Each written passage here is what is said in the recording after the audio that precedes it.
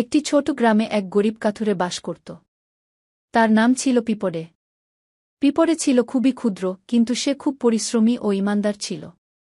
তার কোনো বরগাছ ছিল না, কোনো বাড়ি বা আশ্রয় ছিল না। তবে সে কখনো অন্যদের থেকে সাহায্য চাইত না। তার কাছে যা ছিল তা দিয়েই সে জীবন চালাত। একদিন বৃষ্টি শুরু হল এবং তীব্র ঝড়ো বাতাসও বয়ে গেল। পিঁপড়ে সেদিন খুবই কষ্ট পাচ্ছিল। সে একটি পোকাছিদ্রের আশ্রয় নিল।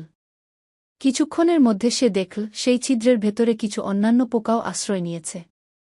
তারা সবাই গরিব, কিন্তু একে অপরের সহায়তায় সবাই বাঁচার চেষ্টা করছিল। পিঁপড়ে তাদের দেখে একটি কথা ভাবল, আমরা গরিব, কিন্তু একে অপরকে সাহায্য করে জীবন কাটাতে পারি। বড় কথা হল আমরা পরস্পরের জন্য কিছু করতে পারি। এতটুকু চিন্তা করে পিঁপড়ে তার নিজস্ব কিছু খাবার শেয়ার করল, যাতে সবাই একটু শক্তি পায়। অন্যান্য পোকাও তাদের খাবার ভাগ করে নিল। আর কিছুক্ষণ পর বৃষ্টি থামল এবং ঝড় থেমে গেল। পিঁপড়ে তখন শিখেছিল যে শুধু নিজের জন্য নয়, অন্যের জন্য কিছু করাই সত্যিকারের মানবতা।